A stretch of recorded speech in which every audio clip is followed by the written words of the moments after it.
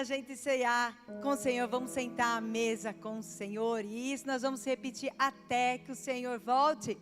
E hoje nós vamos falar um pouquinho sobre a parábola do semeador. Como é que está o seu coração para receber a palavra do Senhor hoje? Hoje nós vamos falar, obrigada. Hoje nós vamos falar um pouquinho sobre como o solo, como é que está o solo comparando com o nosso coração. Jesus, ele falava muito por parábolas. Ele nessa parábola do semeador, ele faz uma comparação de como está o nosso coração com o solo. E ali Jesus estava sentado na beira do mar e uma multidão o cercou. E ele foi para o barco e começou a falar com aquela multidão com as parábolas. E os discípulos ficaram encucados e falaram para ele, né? Jesus, por que com essa multidão você fala por parábolas? E Jesus falou, porque esse povo ainda não foi dado de conhecer o conhecimento dos mistérios de Deus. O coração desse povo ainda está insensível. Então eu preciso falar de uma forma que eles entendem. Então eu faço uma comparação para eles poderem entender. Se eles entenderem a minha palavra, eles vão se converter.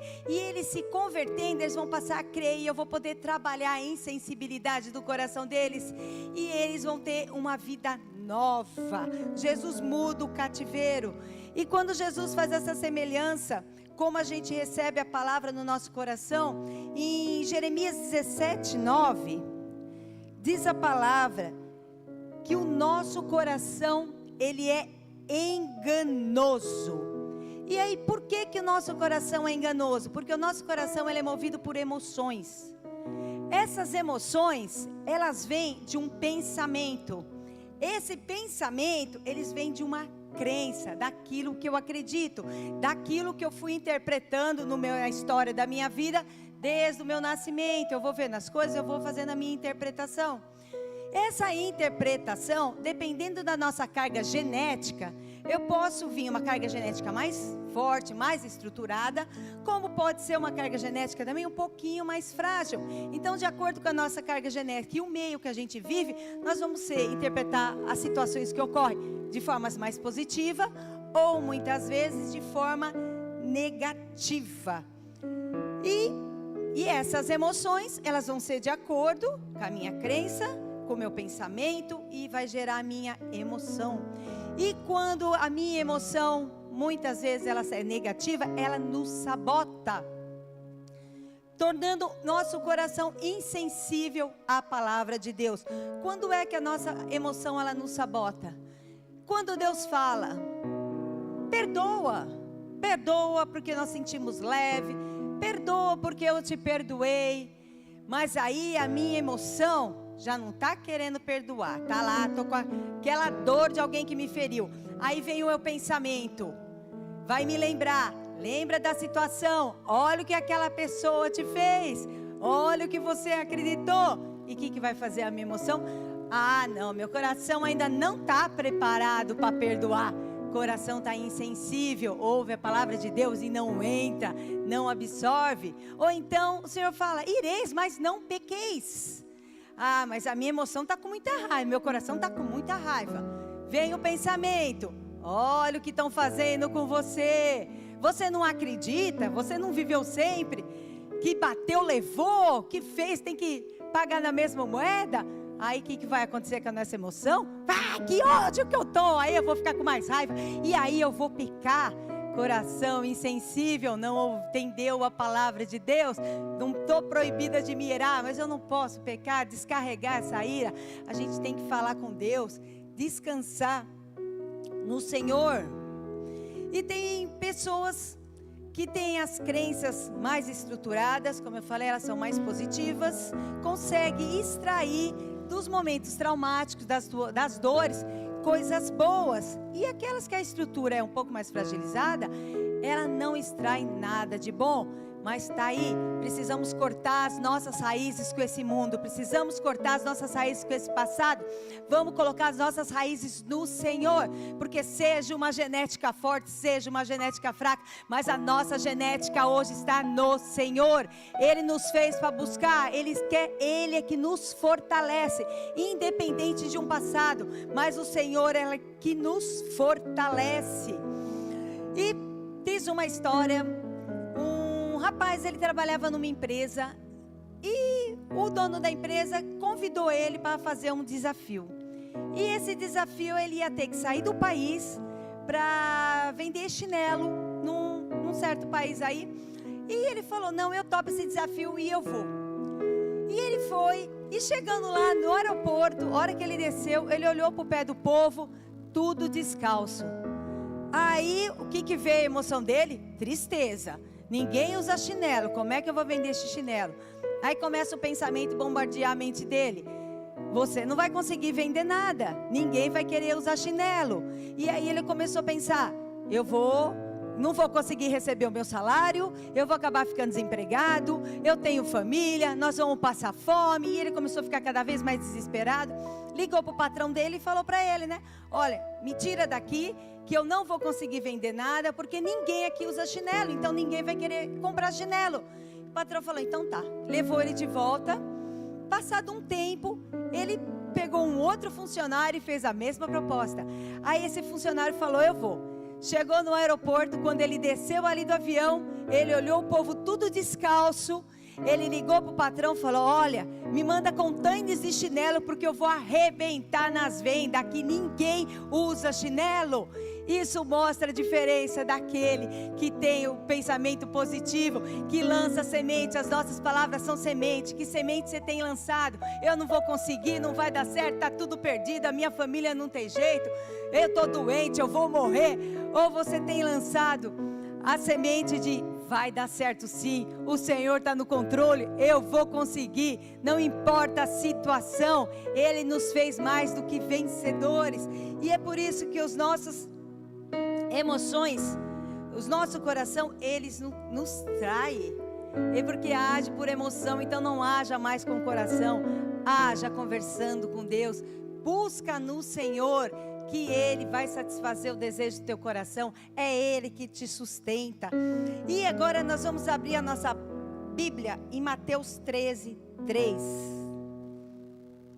Muitas pessoas usam das dificuldades como oportunidade, outras usam da dificuldade como paralisação. E o Senhor não quer que nós paralisamos, Ele quer que nós caminhamos e seguimos e crescemos e nos aproximamos mais dEle. Em Mateus 13, a partir do versículo 1.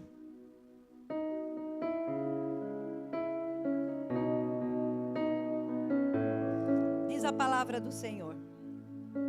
Naquele mesmo dia, Jesus saiu de casa e assentou-se à beira do mar.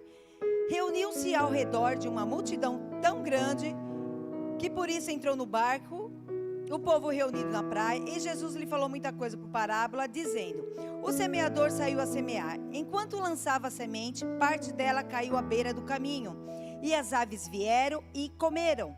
Parte dela caiu em terrenos pedregosos, onde não havia terra, e logo brotou, porque a terra não era funda. Mas quando saiu o sol, as plantas se queimaram e secaram, porque não tinha raiz. Outra parte caiu em espinhos, que cresceram e sufocaram as plantas. Outra caiu em boa terra, que deu boa colheita, 100, 60 e 30 por 1. Aqueles que têm ouvido, ouça. Aqueles que têm ouvido para ouvir, ouça. Então nós vamos trazer essa parábola para a nossa vida. Quando é que a semente, ela cai à beira do caminho? Eu venho para a igreja, eu estou aqui, eu até quero ouvir a palavra, mas Satanás conhece a nossa fraqueza e sabe as nossas brechas que a gente dá, ele sabe das nossas fraquezas.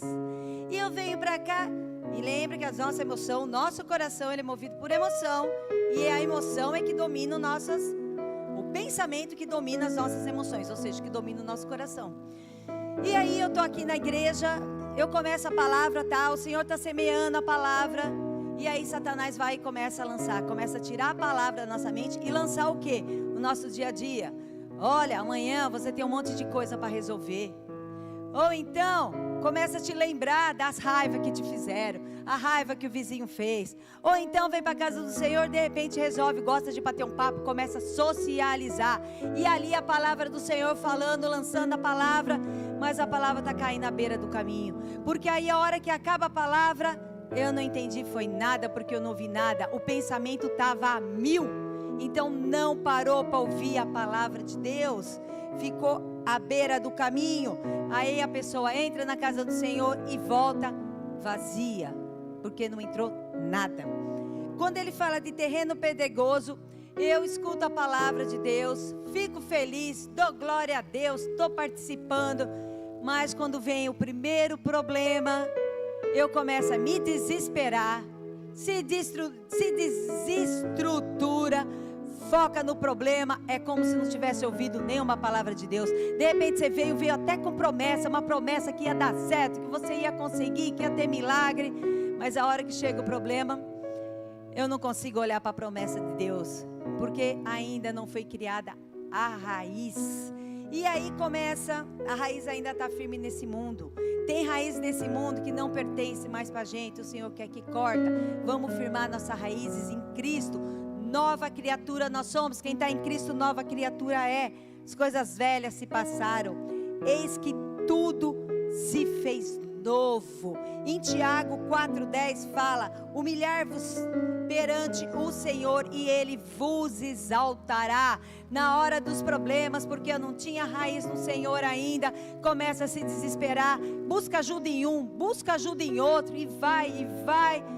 Vamos buscar ajuda no Senhor, que é o Senhor que vai agir por nós. O Senhor levanta pessoas, o Senhor levanta situações para nós sermos abençoados. Não precisamos nos humilhar diante das pessoas, não precisamos nos render diante do problema. Vamos nos humilhar, vamos nos render diante do Senhor, vamos afirmar nossas raízes em Cristo. Ele é a solução para os nossos problemas, Ele jamais nos decepciona. Quando Ele fala dos espinhos, eu ouço a palavra e ali começa a germinar a palavra. Eu começo a ter até mais fé. Eu quero ouvir Deus falando comigo. Mas de repente começam as preocupações germinar juntamente com a palavra. Preocupação. Eu me preocupo antes da coisa acontecer, e isso começa a minar a palavra de Deus, porque a palavra fala: você é mais que vencedor. Aí vem a preocupação: mas será que eu vou conseguir resolver esse problema? Dúvida neutraliza a nossa fé, e isso sufoca a palavra de Deus, nos tornando infrutífero. Aí eu não consigo colocar em ação aquilo que eu aprendi. Você vem, aprende, coloca em ação. Quando a gente está com o nosso coração que a gente quer mudar, a gente precisa mudar, como é que eu vou saber se eu estou mudando, se eu não passar pelos problemas que eu preciso me consertar? Eu já falei várias vezes, é uma coisa tão boba, mas da tal da porta giratória. Eu brigava por causa daquela porta. E quando eu comecei a falar: Senhor, eu quero mudar, um dia eu joguei tudo as coisas da bolsa. Gente, que mico, que coisa horrorosa. Joguei tudo a bolsa no chão, briguei com segurança, porque estava me sentindo raiva daquela porta. Mas o que adiantou? A porta ficou parada de todo jeito, eu tive que pegar as coisas do chão, guardar. Eu falei assim: eu não quero mais passar por isso, que coisa horrorosa. E passei várias outras vezes, até o dia que essa porta, eu não liguei mais para a porta. Então, você que tem alguma coisa, tem alguma fraqueza que realmente teu pavio está curto, então se prepara que você vai passar várias vezes, até você passar na prova, porque o Senhor quer a gente curado, o Senhor quer a gente com o fruto do Espírito. Essa semana eu falei um pouquinho sobre Ana, e quando a gente vai estudar a situação da Ana, ela passou por tanto desaforo, por tanta humilhação, e ela não revidou nenhuma coisa. E ela estava ali só aos pés do Senhor, e o Senhor lutou por ela, ela foi exaltada. E aí quando eu estava estudando Ana, eu falei: Jesus, eu tenho muito que mudar ainda. Eu acho que eu não tenho 1% de Ana ainda. Mas o pavio da Ana, eu acho que rola quarteirões e quarteirões. Nós temos que ser que nem Ana. Você não conhece Ana? Vai lá, busca lá Ana, mãe de Samuel. E o Senhor deu a bênção que ela tanto queria. Ela era aperreada pela Penina, atormentava o juízo dela. Se não bastasse, ela queria um filho. Eucana se sentia melhor do que muitos filhos para ela, que ela não devia se importar. E aí a hora que ela vai para o templo, chorando ali aos pés do Senhor, um sacerdote que está ali para acolher, estender a mão, vai e acusa a pobre da Ana, falando que ela estava embriagada. Ana tinha tudo para se irritar e falar que o mundo estava contra ela. que quanto muitas pessoas falam, para mim tudo é difícil, eu não consigo nada, não dá nada certo. Para outros tudo é fácil. Não é, todo mundo tem problema. O que diferencia na nossa vida é como a gente vê os problemas. Se eu ver o problema como gigante, ele vai me destruir. Mas se eu ver o problema como uma formiguinha, porque o nosso Deus é muito maior do que qualquer gigante, a gente vai passar por eles, a gente vai vencer. E Ana, eu acho que ela via isso, ela tinha um problema, mas ela não se alterou, ela não pecou, ela só chorava, mas ela chorava e chorava diante do Senhor, até o dia que o Senhor deu Samuel para ela, que foi um grande profeta. Então o Senhor vai nos exaltar. Chore na presença do Senhor, fale com o Senhor e creia que só Ele pode mudar a sua situação. Em João 16:33, no mundo tereis aflições, mas tende bom ânimo, eu venci o mundo. Em Romanos 8 também fala que nós vamos passar por dificuldades, por dores, mas nós somos, em todas essas coisas, nós somos mais que vencedores por aquele que nos amou. Nós somos mais que vencedores, porque o Cristo nos amou, Ele morreu por nós e Ele nos fez vencedores. Não podemos deixar o problema nos paralisar, sufocar a palavra de Deus. Vamos olhar para o problema e declarar a palavra de Deus, e vamos ver que todo problema tem uma solução, e a nossa solução é Jesus. E quando Jesus fala ali da terra boa, é aquelas pessoas que criam raiz em Cristo, é aquela que tem um relacionamento com o Senhor, e é aquela que tem a certeza que só Deus cura, salva, liberta, faz do impossível o possível. Diante dos problemas, declara a palavra de Deus. Ela tem esperança, ela não se desestrutura diante dos problemas. Pode vir tempestade, pode vir o problema que for, mas ela está firme ali. Pode chorar? Sim. Como está em Salmo 126:5, aquele que semeia com lágrima, com canto de alegria colherão. Podemos até chorar. Davi, quando veio de uma batalha com seus valentes, chegou lá onde estava a família. Cadê a família? Não tinha uma da família ali mais, não tinha ninguém, não tinha seus pertences, não tinha mais nada. Davi chorou. Tem momentos que a gente recebe notícias que nos desestrutura, aí a gente chora sim, mas a gente não pode ficar prostrado, parado, chorando, se lamentando. Davi se reergueu no Senhor e ele perguntou no Senhor: o que eu vou fazer? Posso seguir? Vou pegar meu povo de volta? E o Senhor falou: vai. E ali ele conquistou tudo de volta, trouxe os pertences, trouxe família e trouxe muito mais coisa.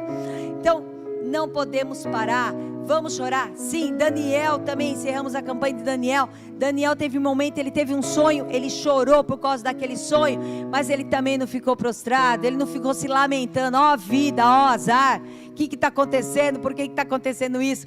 Ele foi buscar a solução no Senhor, e o Senhor veio com a resposta, e o Senhor tem resposta para a sua vida. E o Senhor falou para Daniel: desde o primeiro dia que você se prostrou diante de mim, as suas orações foram ouvidas. Tenha certeza que as suas orações estão ouvidas diante de Deus, e você vai ser exaltado. Esteja seu coração frutífero, peça para o Senhor te fazer frutífera, frutífera, é isso mesmo. Não vamos deixar a palavra do Senhor ficar na beira do caminho, não vamos deixar a palavra do Senhor ficar em terreno rochoso, não vamos deixar os espinhos sufocar essa palavra. Vamos falar para o Senhor: eu quero ser frutífero, vamos ser terra boa, vamos criar raiz em Deus. Hoje é momento de ceia, é momento que nós vamos sentar à mesa com o Senhor, que nós possamos estar com o nosso coração aberto, para que o Senhor faça as mudanças necessárias da nossa vida, para que o Senhor venha nos dar fé. Se tiver fé, o Senhor não fala que é uma grande fé, uma fé do tamanho de um grão de mostarda.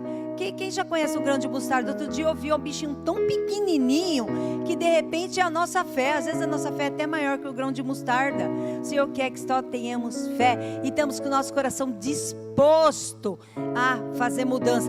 Ah, Senhor, mas isso eu não consigo. Mas Senhor, eu quero mudar sim, mas isso está difícil de eu mudar, eu não consigo, mas o Senhor pode. Senhor, a partir de hoje eu não vou falar mais que eu não consigo, eu vou conseguir sim, eu vou conseguir sim. E você vai falando até que teu sistema nervoso também entende que você quer mudança, e a mudança começa a surgir a partir do momento que nós decidimos. A mudança não pode esperar o coração sentir, eu não sinto ainda que eu tenho que mudar. Não, a palavra fala que nós temos que mudar. Então não vão pelos nossos sentimentos, não, vão pela razão. Eu quero mudar, eu vou mudar, porque o Senhor é que vai trabalhar na nossa vida. Quando nós decidimos a mudança, é impossível a gente ficar do jeito que nós estamos. E em Coríntios fala que nós devemos, principalmente na hora da ceia, não só na ceia, mas no dia após dia, examinarmos a nós mesmos. Então agora nós vamos estar orando, nós vamos estar dando início à nossa ceia, nós vamos estar orando nesse momento, que o Senhor venha colocar essa palavra nos nossos corações, que ela não fique à beira do caminho, que não fica no meio das pedras, que não fica sufocada pelo espinho, mas que hoje tenha caído em terra boa, que vocês vão produzir frutos, vocês vão fazer algo diferente, vocês vão ser a diferença no meio dos familiares, por onde vocês passarem, a bênção vai te alcançar e vocês vão levar bênção por onde passar. Abaixe sua cabeça, começa a falar com Deus, começa a colocar o seu coração diante dele. Como é que você está? Como é que está seu coração? Senhor, obrigado, meu Deus, por esse momento. Obrigado, Senhor, pela Tua palavra, meu Deus. A Tua palavra é que nos alimenta, a Tua palavra é que nos sustenta, a Tua palavra é que nos dá força para prosseguir, Senhor. Como, Senhor, caminhar nessa terra com esperança, se não tiver a Sua presença conosco, se não tiver Seu Espírito Santo nos fortalecendo, Senhor, se não tiver Seu Espírito Santo cuidando de nós e cuidando dos nossos familiares, de tudo aquilo que amamos. Senhor, que Tu venhas nesse momento examinar os nossos corações. Senhor, se Tu encontrares nele ainda algo que não te pertence, algo que te desagrada, Senhor, que venha trazer, Senhor, a nossa consciência, Senhor, que nós possamos tomar decisão, que nós não viemos perdoar ou não pela nossa emoção, mas sim pela decisão, porque o Senhor fala que precisamos liberar o nosso coração. Senhor, que nós venhamos, Senhor, perdoar, que nós venhamos, Senhor, ter o fruto do Teu Espírito, ter a bondade, ter a benignidade, Senhor, domínio próprio, meu Deus. Quantas pessoas que sofrem por falta de domínio próprio, por conta da impulsividade, hora que vai ver já falou, hora que vai ver já fez. Senhor, venha dar domínio próprio, meu Deus, que nós aprendemos, Senhor, antes de agir, pensar, para conversar contigo, buscar estratégias, Senhor, para resolver situações, para resolver problemas, Senhor. Meu Deus, não deixe-nos ficarmos prostrados diante dos problemas, mas que através dos problemas nós podemos reagir, Senhor, que sirva de um trampolim para a gente crescer mais e mais, para nos aproximarmos diante de Ti.